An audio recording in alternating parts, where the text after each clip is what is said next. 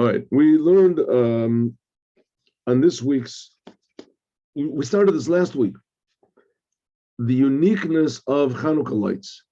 Unlike any other commandment in Judaism, Chanuka lights, you're not allowed to get any pleasure from them. The only purpose of the Chanuka lights is only Chanuka lights. That's it. You can't get any side benefit from the Chanuka lights at all. They're not there for any other purpose. The Rebbe more he compares it to all the other type of lights. I'm sorry, the other type of light. For instance, you light Shabbos candles, Yom Tov candles. They're there in order to give peace in the house, to give happiness. And that what it says, that the lights of Chanuka are there to advertise the miracle. That's also a side thing, because you can light the candles in your house, and that's according to Kabbalah. A lot of people do light it, and the Chabad lights it in their house, in the house. Not everyone lights it out on the street. So the essence of the lights of Chanuka are just for the lights of Chanuka. That's it. It's just there. It's not for any other side purpose. Says the Rebbe, the Panemius Anklerin, the inner message therefrom from this is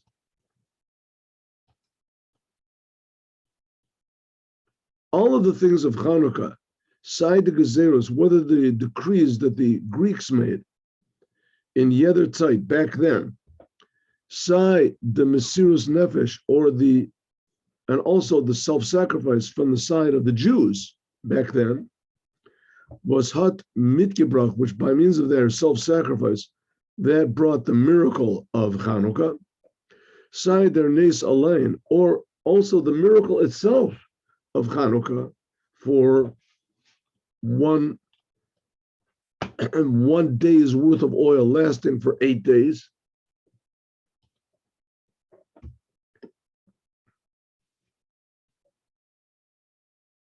One minute. I did something over here. What have I done wrong? 1 second.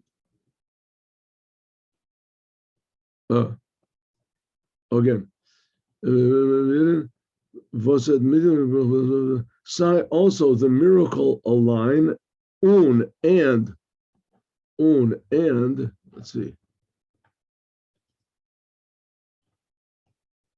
Yeah. And I see. And so automatically also the commandments that we do now of lighting the candles of Chanuka was the Chachamim having that the wise men established for remembering the miracle. Zayin and Zachen, they are things was reared on, which touch on their bund, the connection from versus hecher from Talvadas, which is totally above understanding, between the Jews and God. How so? The decrees that the Greeks made, that shows how Jews are connected to God above logic. How? The miracle of Chanuka, that shows how the Jews are connected to God above logic. Why? I don't understand that. The war that the Jews made, okay, that sort of you can understand, because it says there were just a handful of Jews. There were like 13 Jews, and they fought against tens of thousands of Greeks.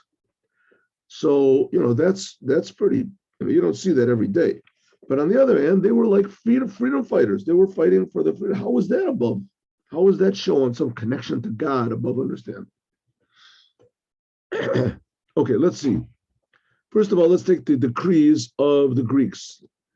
What the decrees of the Greek, the decrees, that shows on the connection of the Jews to God. How?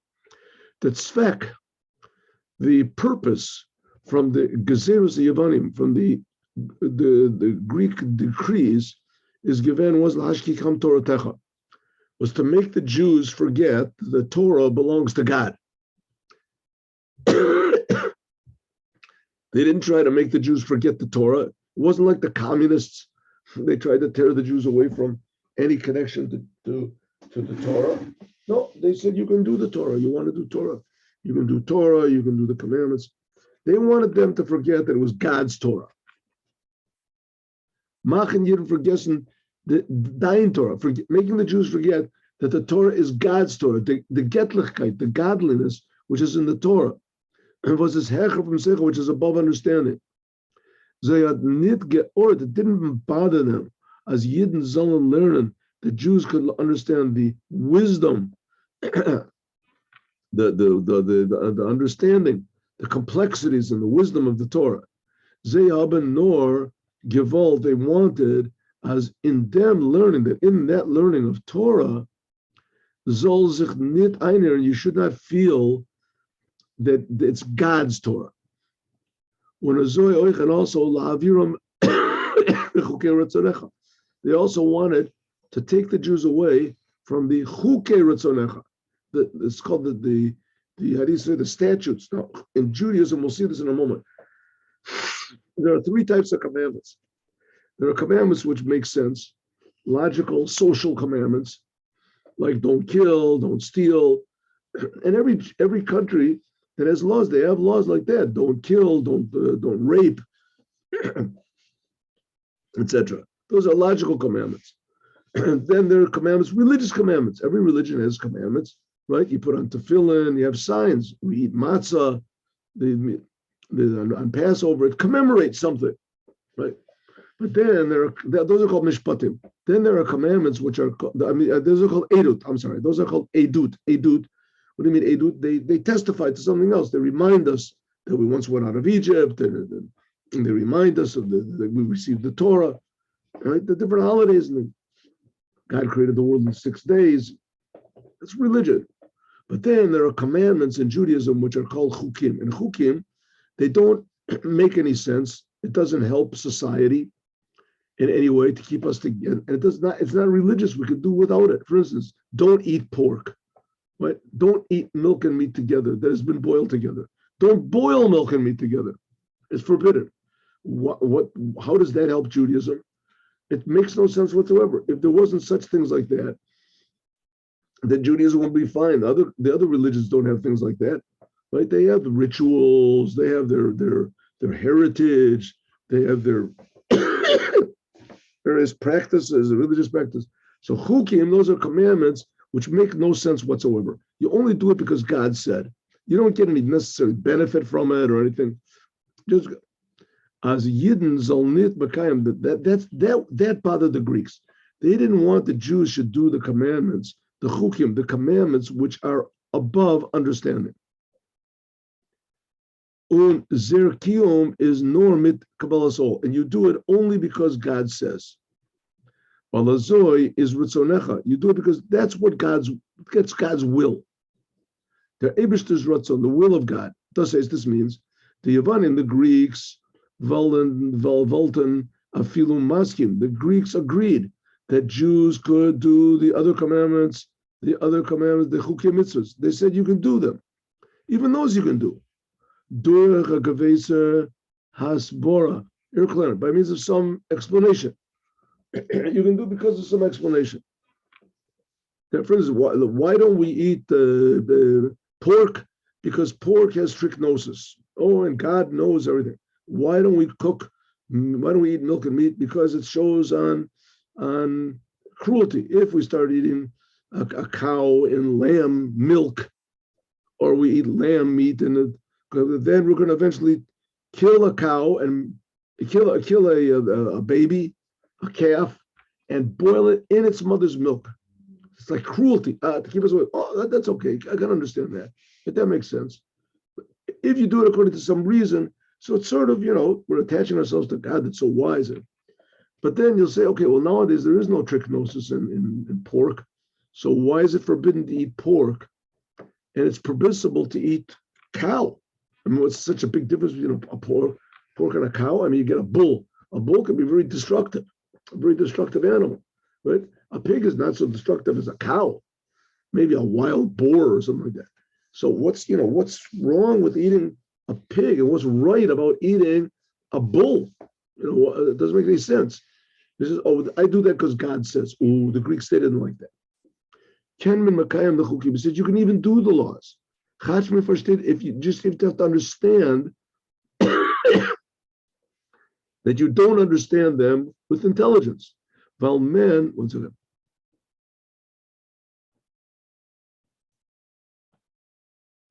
Yes, that's right. So, while because men verlos sich thereby as the unzoger from the chukim, that the one who said the commandments, zayin de kabbalah bias niflu, because kabbalah sechel, because God is like a big angel, a tremendously powerful, wonderful angel. As hot mistam, probably he's got some sort of a logical reason for not eating pork, not cooking milk and meat together. Oif azoy oifen kiyam chukim. As haben sich the Yavanim, the Greeks, nitzer kegenstalt. The Greeks weren't against this. In other words, the Greeks weren't against religion. They didn't have anything against religion. Zehat beikar geort. What bothered them was the Yidden Zainen Mekayim the Chukim and Gansen totally with Kabbalat Ol, with the accepting of the yoke of God. In other words, doing the commandments because God says no other reason.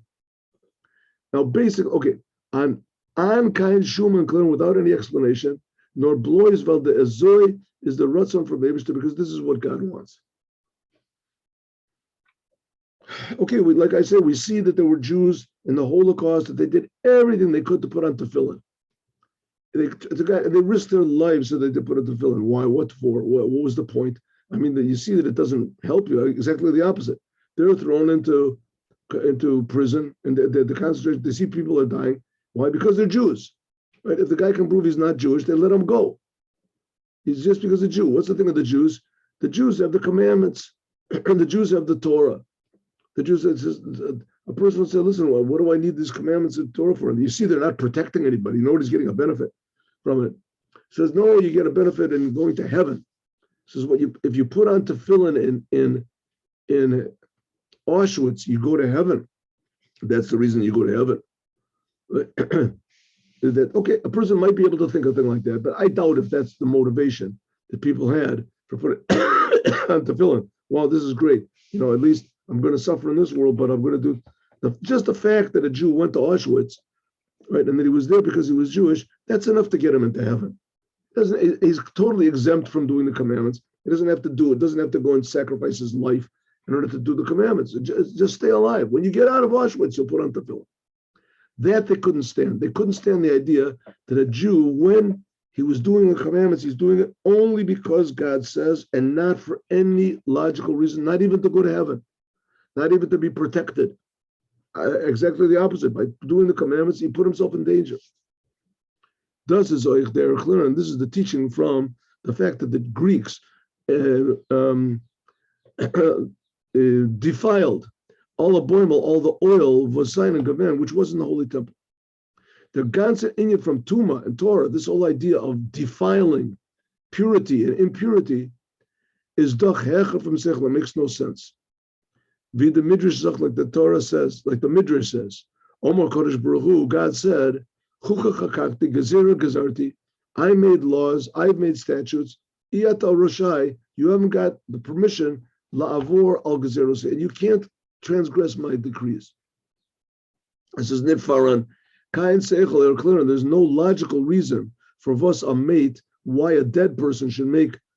If you touch a dead person or you're in the same room as a dead person, then you become impure. Well, for vos a mikveh, and why it is that going to the mikveh or taking the ashes from the red cow, this makes pure again. No, it does is God Baruch Hu Gezerah. Excuse me. This is a decree from God. When a strong Gesetz, a strong, powerful law, was Yidden Toran Andrish Nitan, which Jews are not allowed to do opposite from this. Und weil Tuma, because Tuma is an Inyan versus in Gansen Hecher, because this idea of impurity is total above human understanding. Haben the Yavani, the Greeks, made a big war against that, and therefore they defiled all of the oil in the Holy Temple. How do you defile the oil? They just opened up the bottles. That's all they did. They just opened up all of the bottles that were there. They didn't even take the trouble to pour out the oil. They could have much easier, right? Just taken big hammers or something and just smashed everything. No, they went around individually, opened up every bottle. In fact, to the degree this is that was the miracle, that they found one bottle that was that had not been opened. They want they found one bottle. It made no sense. The Greeks were so thorough, and they had such a tremendous desire and plan to make the Jews into a normal nation like every other nation. And by means of what? Just opening the bottles, they would have succeeded. And the Jews said, no, we're not going to fall for it. Oich the avoda from Yidden, also the service from Jews, was also in a way which is higher from understanding. Okay, so what do we say? The decree that the Greeks made was above understanding. Makes no sense, right? The communists took over they immediately closed down all the schools of learning. They left a few synagogues open so that it would be to make it apparent to the world that they were freedom of religion, but it wasn't true. They immediately closed down. They controlled all of so that everybody would be communist, right? Very communist. No connection to Torah, the commandments, right? There's no such thing, a nation that conquers another nation, and their main thing is to just change the religion a little bit, right? Either you eradicate totally the religion. There was the wars between the Muslims and the Christians. So the goal was that everyone would become a Christian or everyone would become a Muslim. That's it, to eradicate the other religion totally. And the Greeks said, no. We're not coming to eradicate the religion, and we're not coming to eradicate religion. Religion is okay, just not the Jewish religion as it is. We want to make certain changes. What's the changes? That we want to defile the oil. That's it. That's why you made a conquering. What type of so it doesn't make any sense. Also, the service of the Jews back then, it also was a way that was totally above understanding. In the Milchama, in that war that they had, Kagan, against the Greeks, Zainen gegangen mit Mesiras Nefesh, they went with total self-sacrifice. That's what we say in our prayer, in the prayer of Al-Anisim, Chalashim, the weak against the powerful. For them, Eibishter, because for the above understanding, self-sacrifice for God, und sein Torah and his Torah, und mitzvahs and God's commandments, was der ganze Inyan, which the whole thing of self-sacrifice is totally above understanding. Right? You have nowadays there's these people, there's conservative Judaism, the Reform Judaism. What is it? Judaism, logical Judaism, not crazy Judaism, right? Judaism, normal, regular Judaism. Like, you have your few practices, you have less practices. The conservative have more practices, less practices, more rituals, right? Judaism, you have to have some sort of, connection to your identity, and so you do a few things, but it's all logical. It's all logical. That's one of the reasons why religious Jews wear a kippah, a cover on their head. The word in Hebrew, it comes from a Yiddish word also, yarmulke. Yarmulke means yireh malka, the fear of God. In other words, you put this thing on your head because you realize my intelligence goes up to here, right? My intelligence goes up to here, and above that, that's God. I have no way of even approaching. I haven't got the vessels to try to understand. Like, people can't see, what is it, ultraviolet rays or something like that. And there's certain pitches that no human being can hear, the higher, the lower. As the same thing is godly. You can't understand what it's not relevant to understand God. Like, it's not relevant to see colors, to see sounds. To see sounds. You can't say that your eyes aren't the proper vessels to perceive sound. Well, also your mind is not the proper vessel to understand God. And this, you want to say, okay, good, that's what you want, but I'm not going to live my life according to that. For sure not. I'm going to live my life that's saying that there's God that's above understanding. I can't perceive him. I have to do what he wants to. Why should I do that? So the answer is because you're a Jew. And in the time of the Greeks, is the majority of the Jews, they were Reform, conservative, Reconstructionists, whatever you want to call it. Judaism with that they say logical Judaism, normal Judaism. Normal Judaism, be a normal Jew. Says there was only a handful of Jews. Says there were 13 that said, we're not going to do it. We're not going to fall for it.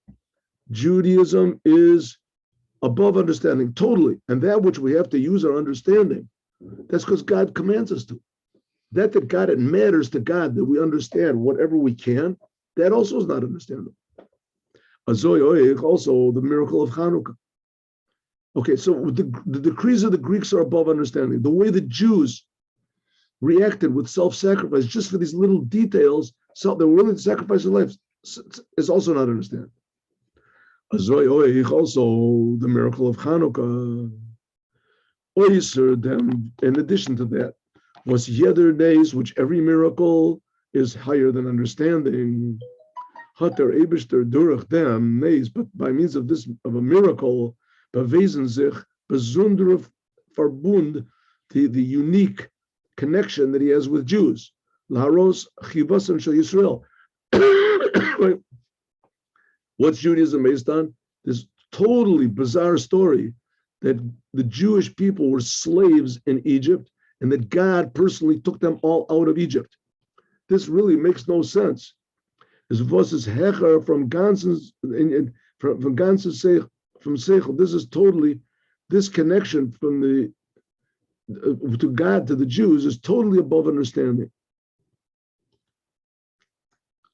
Unveil their names, because this mere miracle from the bottle of oil also indicates the connection between the Jews with God, like all the other miracles, right? God taking us out of Egypt.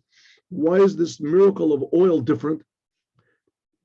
But it shows it in an ofen versus hecher from the other mos and hagbala. But this shows us in a way that's this miracle of the oil is totally on a whole different level. And therefore, because haben the chachamim metaken geven, therefore the chachamim, they established that the main mitzvah of Chanuka is lighting candles via zecher, like a memory from the miracle from the bottle of oil. Unitem inyan from halal v'hoda, and not the. There's two things we do on Chanukah. First of all, we commemorate the victory. And how do we do that? In the prayers, there's a prayer called Alanisim, and we also say Hallel prayer. But then there's another thing we commemorate on Chanukah, and that's the miracle of the candles, that the lights were 8 days. Well, that's the main thing. The main thing of Chanukah is the candles and the prayers and etc. That's secondary.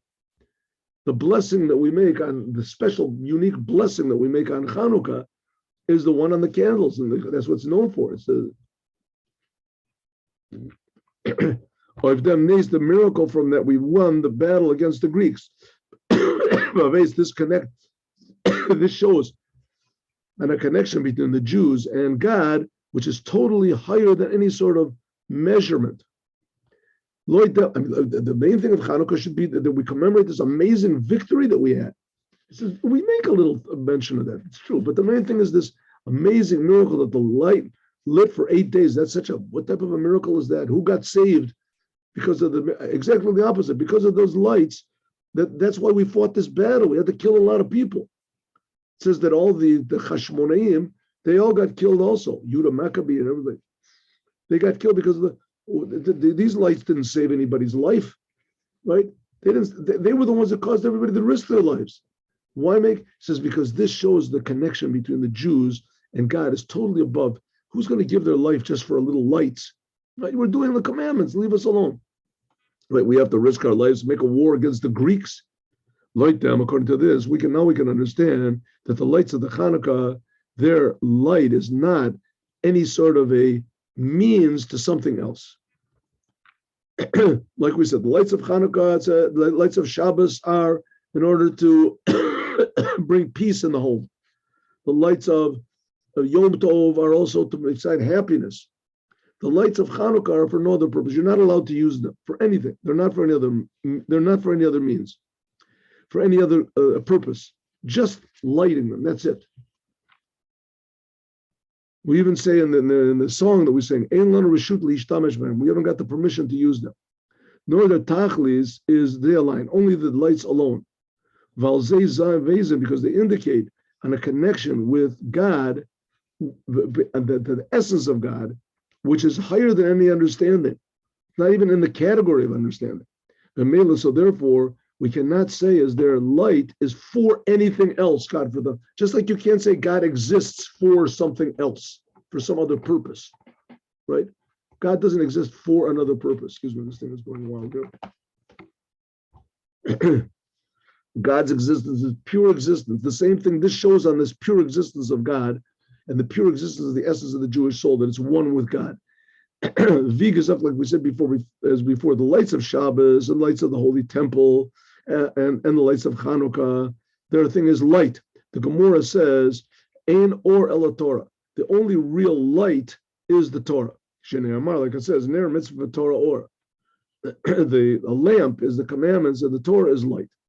From them, kumtoy. So this it comes out as their or, that the light from all of the three preceding things that we said are lights are all in Torah, namely the miracle, the decrees of the Greeks, the reaction of the Jews, self-sacrifice, and the lights of Chanuka, the mitzvah, lighting Chanuka candles. These are all three above understanding. These all hint at Torah.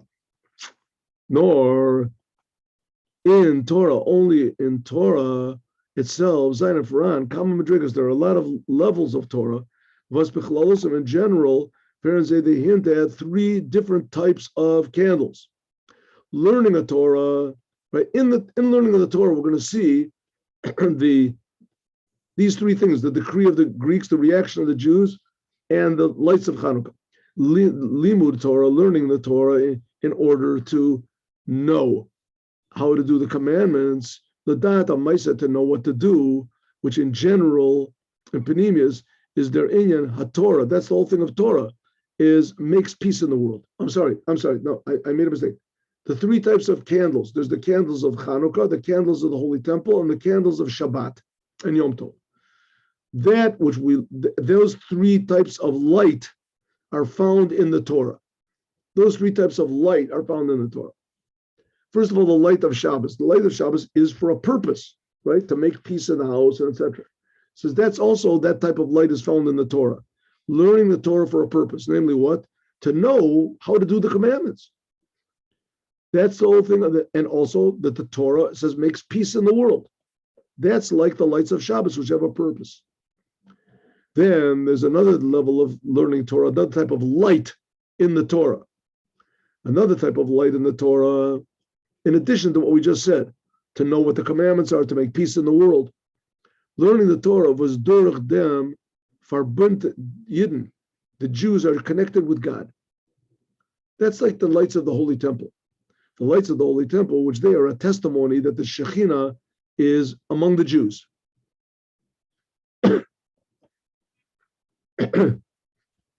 So the Torah makes peace in the world. How does the Torah make peace in the world? Because it tells everybody what to do. People have arguments, and the Torah decides, listen, this is what you say, this is what you say, this is what God says. The Torah says it makes peace. You want to do what God says. All right, if you're interested in doing what God says, then this makes peace in the world. Now you know what to do. That's the first level. That's the light of the Torah that has a purpose to it, like the lights of Shabbos. Okay, then there's the lights of the Torah, like the lights of the Holy Temple. That shows the connection of the Jews to God. You learn Torah, you become connected to God. The Torah is called God's bread. But then that's like the lights of the Holy Temple. Right? The lights connect the Jews to God. So it's for a purpose, so to speak. But then there's the lights of Chanuka. That's learning Torah, Lishma. That's learning Torah just for the sake of the Torah. What does it mean? As an zetaka tachlisim, without any side reasons. Vostos is the Torah. Rize is For Einzig mit den Atzmos. This is the Torah, it is connected to the essence of God. Was in essence, was in Atzmos, which in the essence of God. And therefore, in this aspect of the Torah, is ze is in ein Zach mit ihm, and the Torah it is one, totally one with God, is nit shaykh zu sagen welchen es is andere tachlis, another purpose. Oysa down the line, that's like the lights of Chanuka. Well, let's talk a little bit about this third type. What does it mean? A person learns the Torah for the same reason that he is alive. Why are you alive? I don't know. Right? I don't know why I'm alive. I'm alive, I guess, to do what God wants. So it really makes no sense if you think about it. Life itself makes no sense. It's above understanding. Life is maybe the feeling of life and that I'm alive, but how did people get alive? How did this happen? All of a sudden there's life in the world, right? I guess the Darwinists and whatever, they have some way of figuring it out. But if you think about it, consciousness, life, it's an amazing miracle. It makes no sense whatsoever. Okay, what about the source of life? What about the source of life? So you can say, okay, there's a spiritual source of life. That's what the other religions. What about the source of the spiritual? That really makes no sense. That really makes no sense. So we have the three types of light. One type, I'm alive in order to do things. Right? I'm alive in order to do things. to live, to enjoy, to this. That's something like the lights of Shabbos. Right? You do Torah and the commandments in order to, now you're doing the right things. Okay, then there's the light of the Torah and also life itself. Why? Because I'm a spiritual person. I'm spiritual. I want to get close to the source of life. Why should I, invest my life in just money and other things like that? All those things are going to be gone, right? Money and these things. I want to do something that's going to be, going to benefit me in a more permanent way. So I sit and learn the Torah, and then it's pleasant. I'm going to go to heaven. Says the Rebbe, good. That's also the good.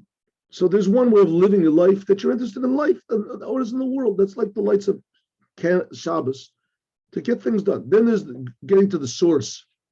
Oh, the source of it. I want to connect myself to the source. So there's also a purpose, but it's a spiritual purpose. It's more of a refined purpose. But then there's the level of, I just want to do what's right, not for any other reason. I just want to do the right thing. Why do I want to do? There's no why. There's no why. I just want to do the right thing. I don't care if I lose, if I win, whatever. That's called not learning the Torah is the right thing. Why? Because that's what God wants you to do. What's the reward? Not thinking about it. It's not my thing. I'm learning the Torah because that's the right thing to do. I'm here in the world. God wants me to do whatever you want me to do, God, I'll do. Right? You want me to chop wood, you want me to stand on one leg. Whatever you want me to do, that's what I'll do. That's what I'll do. So one of the things God wants, you should learn Torah. So that's the Torah comes from God. So I'll learn the Torah. Why? Because that's the right thing. So that illogical way of learning Torah, you're not doing it for any benefit, not even spiritual benefit. That's the excuse me.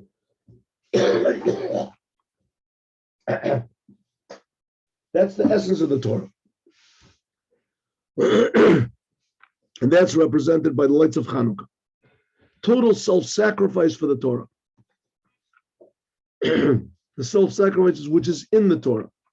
Hagam is even though that's idea of advertising the miracle of Chanuka is nor and Inyan Nosef, it's an additional thing. Okay, that's it. That's what we said. Okay, even though that advertising, we just finished saying the lights of Chanuka, this is not the main commandment of Chanuka, this is just an additional thing.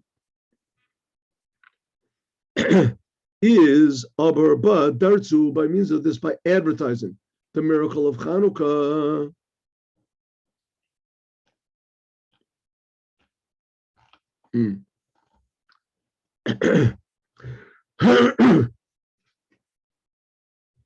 Is nitkain stir, it's not a connection from the fact as oib men sint the neros, if we light the lights of Chanuka.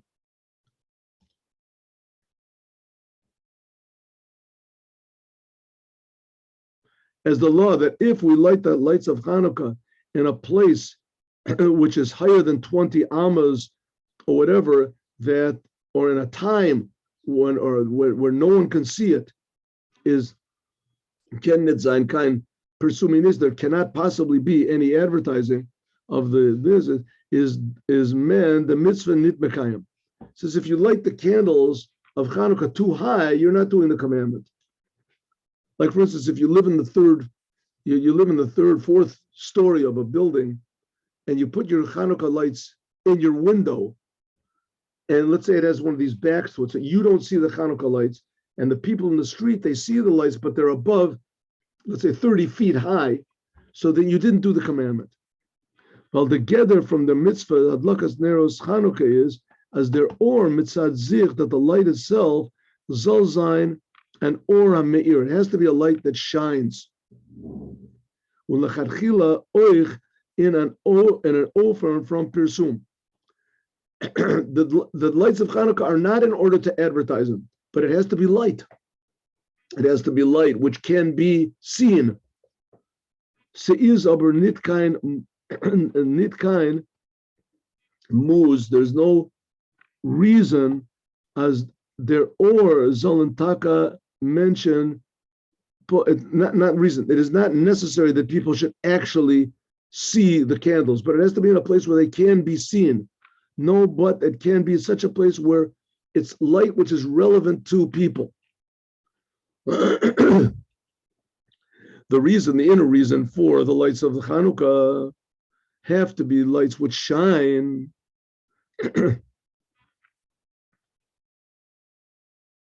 Mitzad zich line zayin narrows. They have to be lights that shine to everyone until in a way of advertising. Why? Because the highest level of godliness, also this which is higher from the whole entire order of creation, even higher than spiritual, where you get to the essence of what's called Ein Sof, the essence of God, it has to be drawn down below. The reason for the lights of Chanukah is not to get us very high, so that we're up above the world. No, but the main thing is to express it here in the physical world. For velcha as is gather medida unhagbala, that the lights of Chanukah, as high as they are, that they show on the essence of God above all understanding. But the idea of the lights of Chanukah is that they should be able to be seen in the world. Therefore, if you put it too high or whatever, where people usually don't look up that high, it's not a commandment. But I feel that even the highest of levels have to be drawn down below into the world. That's the thing of Judaism, that God should be revealed in the world in our physical deeds that we do. Also, this is also the same thing as serving God.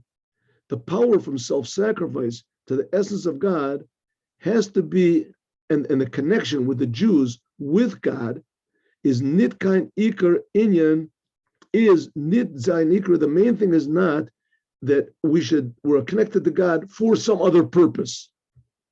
A mitla, like a means to arouse the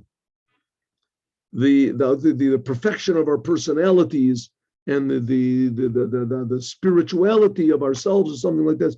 The purpose of self-sacrifice itself is just the connection with God. The power of self-sacrifice has to be, however, in such a way that it does have an effect on the world. That it can work on the revealed powers of the person. You can see that this person, he's a Jew that believes in God. Visa is like it's explained in the Tanya, that the doing of Torah and the commandments is totally dependent on self-sacrifice. What is it, chapter 25? What does it say here? 39, chapter 25, the end of chapter 25 of the Tanya.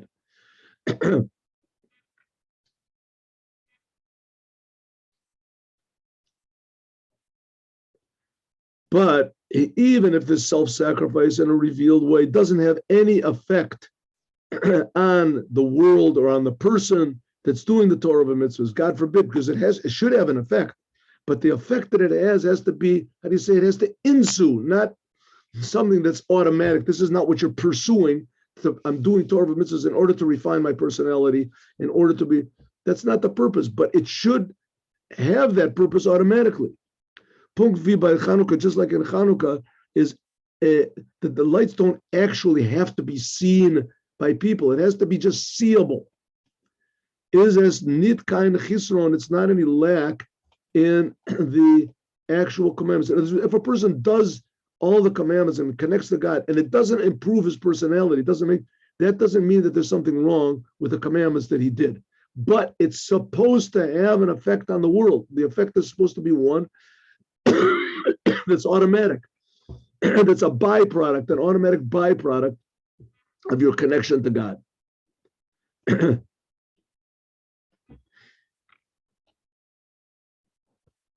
Have we got time? Can we try to finish? Let's try.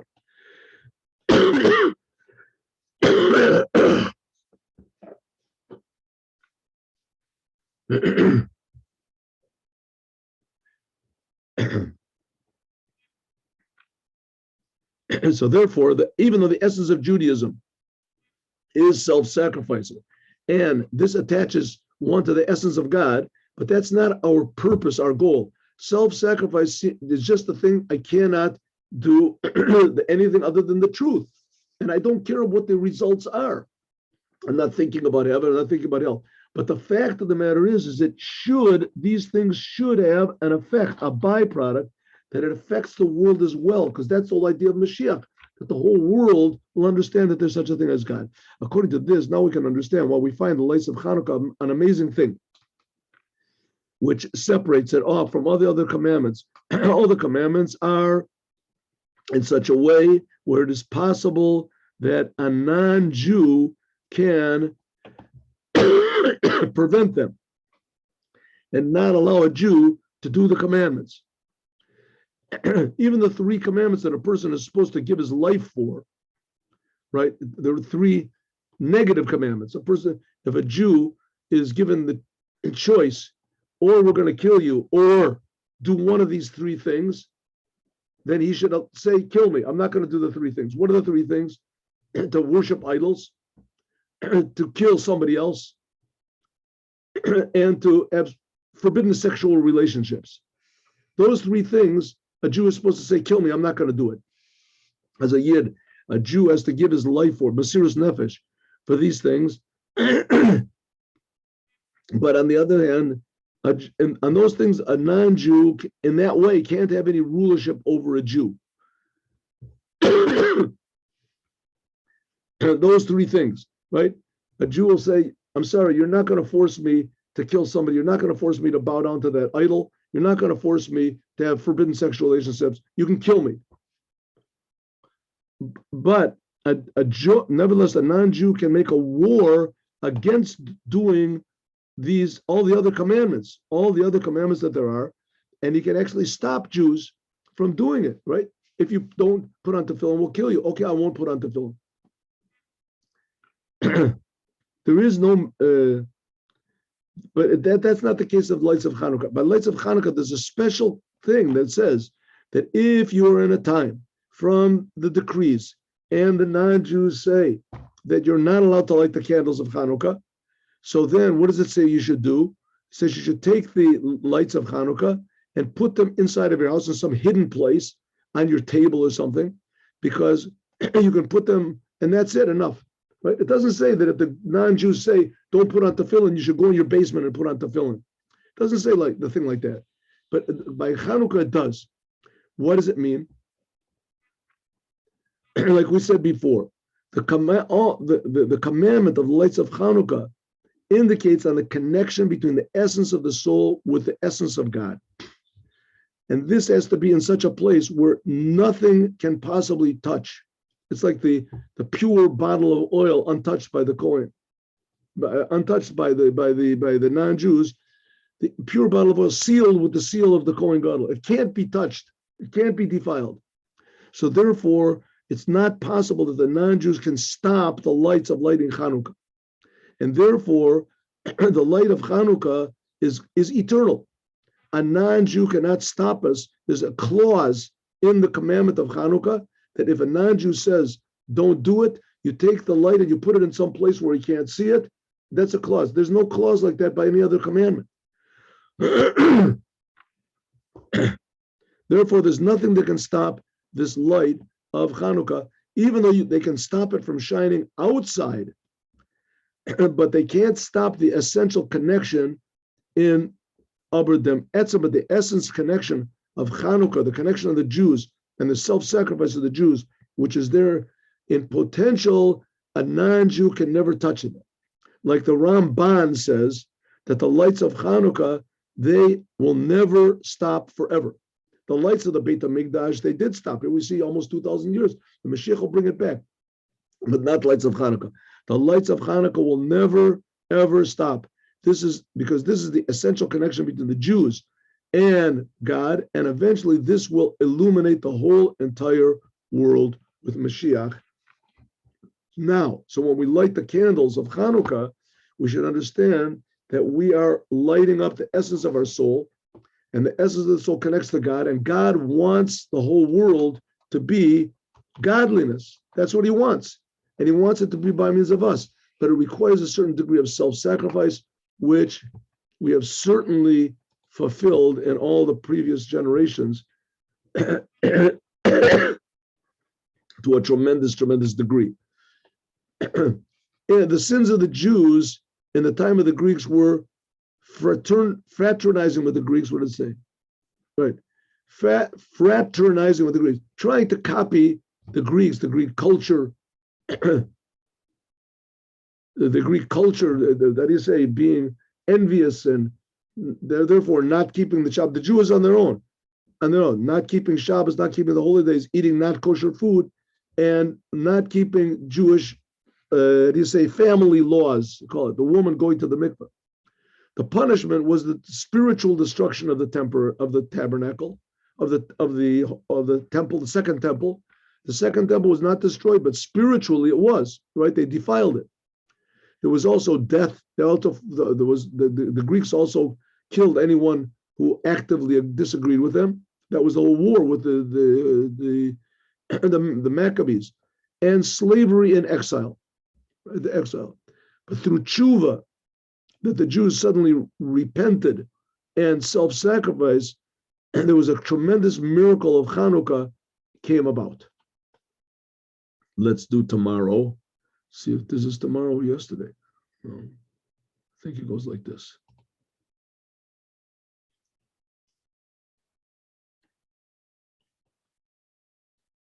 And we did this. This is yesterday.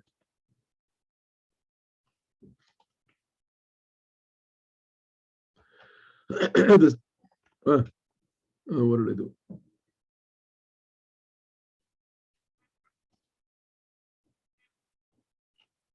It's customary that a person that doesn't pray with a minyan, says the blessings on the Hallel. If you're saying Hallel, it is customary that we say the blessings even the days when the half Hallel is said. Half Hallel. Some people, the Sephardic custom is they don't make a blessing on the Hallel. We make a blessing though on the half Hallel even. In Chanukah you say a full Hallel, etc., etc. And then the Torah lessons are studied after concluding the entire service. Okay. So have a happy Chanukah. This Shabbat will be the longest prayers, especially the longest Brachas HaMazon in the whole year, because it's going to be Shabbat, and it's also going to be Rosh Chodesh, and it's also going to be Chanukah. So have a happy Chanukah and a good Shabbat and a successful new month. And the main thing, it should all be with Moshiach now. Shalom uvracha, Shabbat shalom, and see everybody on Sunday at 8:15 for Chassidut. Thanks for coming. Good. Shalom, shalom uvracha. Shabbat shalom. Shabbat shalom l'kulam. Also to you, Herschel. Good Shabbos. Good to see you.